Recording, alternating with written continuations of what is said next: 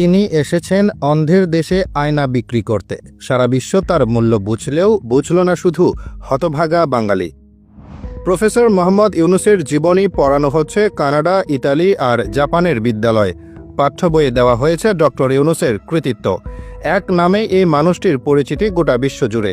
ক্ষুদ্র ঋণের জনক এবং নোবেলজয়ী এই মানুষটির জীবন আর দর্শন অনুপ্রাণিত করেছে বিশ্বের লক্ষ লক্ষ মানুষকে। তার যুগান্তকারী আইডিয়া কেবল অর্থনীতির ক্ষেত্রেই নয়, শিক্ষা ক্ষেত্রেও ফেলেছে গভীর প্রভাব। বিশ্বের উন্নত দেশগুলো যখন তার শিক্ষাটুকু লুফে নিয়ে তাদের ভবিষ্যৎ প্রজন্মকে অনুপ্রাণিত করছে, তখন নিজ দেশেই তিনি হচ্ছেন অবহেলা আর সমালোচনার শিকার। বাইরের দেশে ডক্টর ইউনূসের এক একটা লেকচারে সম্মানী দেওয়া হয় সর্বনিম্ন $৭৫,০০০। সে লেকচার বাঙালি ফ্রিতে শোনে এবং তার সমালোচনা করে। কানাডা, ইতালি ও জাপানের মতো উন্নত দেশগুলো ডক্টর ইউনূসের জীবন আর কর্মকে তাদের বিদ্যালয়ের পাঠ্যসূচিতে অন্তর্ভুক্ত করেছে।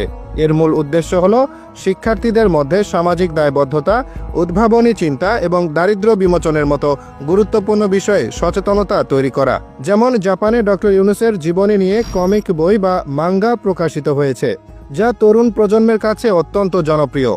এই মাঙ্গার মাধ্যমে জাপানি শিশুরা সহজেই বুঝতে পারবে কিভাবে একজন মানুষ একক প্রচেষ্টায় একটি দেশের দরিদ্র জনগোষ্ঠীর ভাগ্য পরিবর্তনে গুরুত্বপূর্ণ ভূমিকা রাখতে পারেন।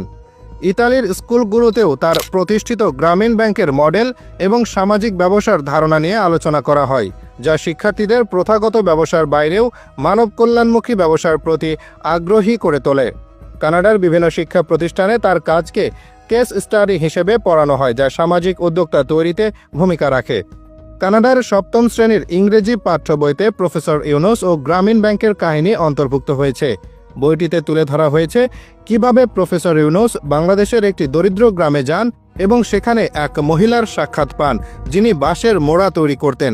কিন্তু বাঁশের উচ্চ দাম ও গ্রামের মহাজনদের উচ্চ সুদের কারণে আর্থিকভাবে হিমশিম খাচ্ছিলেন ওই নারী। আর তখনই প্রফেসর ইউনূস তাকে ও তার মতো আরও অনেককে নিজের পকেট থেকে $২৭ ঋণ দেন, যাতে তারা দারিদ্র্যের দুষ্টু চক্র থেকে বের হওয়ার উদ্দেশ্যে নিজেরাই ব্যবসা শুরু করতে পারে। এই কাহিনীর মূল উদ্দেশ্য ক্ষুদ্র ঋণের ধারণা কিভাবে শুরু হয় এবং এটি কিভাবে বহু মানুষের জীবনে ইতিবাচক পরিবর্তন এনেছে তা নিয়ে শিক্ষা দেওয়া। গ্রামীণ ব্যাংক ও ক্ষুদ্র ঋণ কিভাবে সমাজের দারিদ্র্য দূর করতে এবং একটি অর্থনৈতিকভাবে শক্তিশালী জাতি গড়ে তুলতে পারে, বইয়ের কাহিনীতে সেটাই তুলে ধরা হয়েছে। ডক্টর ইউনূস স্থান পেয়েছেন ইতালির ৮ম শ্রেণীর বইয়েও। বইটিতে ডক্টর ইউনূসকে বাংলাদেশি একজন অর্থনীতিবিদ হিসেবে উল্লেখ করা হয়েছে। তার বিষয়ে বিস্তারিত তথ্য স্থান পেয়েছে সেখানে। বিভিন্ন আন্তর্জাতিক সংস্থা, বিশ্ববিদ্যালয় এবং সম্মেলনে